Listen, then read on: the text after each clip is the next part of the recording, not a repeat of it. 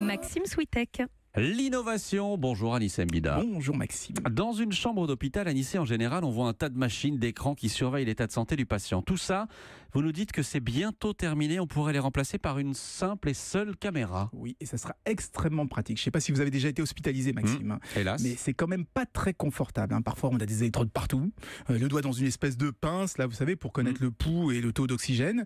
Dès qu'on bouge, ça peut se débrancher. C'est encombrant, il faut tout enlever quand on veut prendre une douche, et du coup on peut oublier de le rebrancher. Bref, c'est très primitif comme technologie. Et bien des ingénieurs de la société OxyHealth ont eu l'idée de moderniser tout ça. Donc ils ont créé un programme qui arrive à mesurer tous les signes vitaux d'un être humain, comme la fréquence cardiaque, le rythme respiratoire ou l'oxygénation du sang, tout ça à distance avec une simple caméra accrochée au plafond. Mais une simple caméra, comment ça marche ? Par analyse d'images. Pour le rythme respiratoire, par exemple, ils vont repérer tous les micro-mouvements du torse, l'inspiration, l'expiration, leur torse bouge, donc ils le voient à la caméra. Et pour le pouls ou l'oxygénation du sang, ils repèrent là, cette fois, les variations de la couleur de la peau. C'est très très subtil, mais ça permet de déduire les flux sanguins. Et du coup, il n'y a plus besoin de tous ces écrans, de toutes ces machines dans une chambre d'hôpital. On pourra même plus besoin de mettre des capteurs sur le corps des personnes. Et d'ailleurs, c'est une technique qui va servir aussi à suivre les détenus dans les cellules d'isolement ou les personnes qui sont en institut psychiatrique. L'objectif là, c'est d'assurer que tout le monde est en sécurité avec un système beaucoup moins invasif que de mettre des capteurs sur les gens. Mais est-ce que c'est complètement fiable ? Oui, c'est fiable. Des tests ont été réalisés dans un hôpital.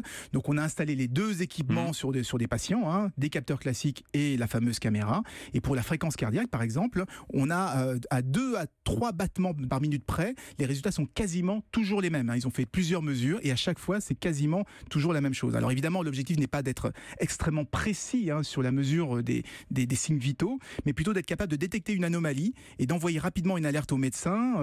Et là, avoir une marge de 2 ou 3 battements par minute, ça suffit. Et qu'est-ce qui se passe simplement si on se cache sous la couverture ou si on éteint par exemple la lumière ? Bah oui.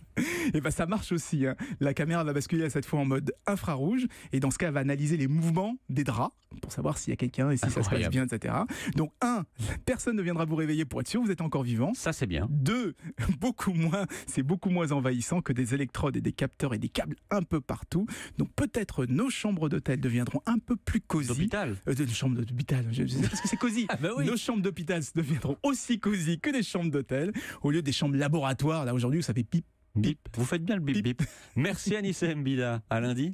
À lundi.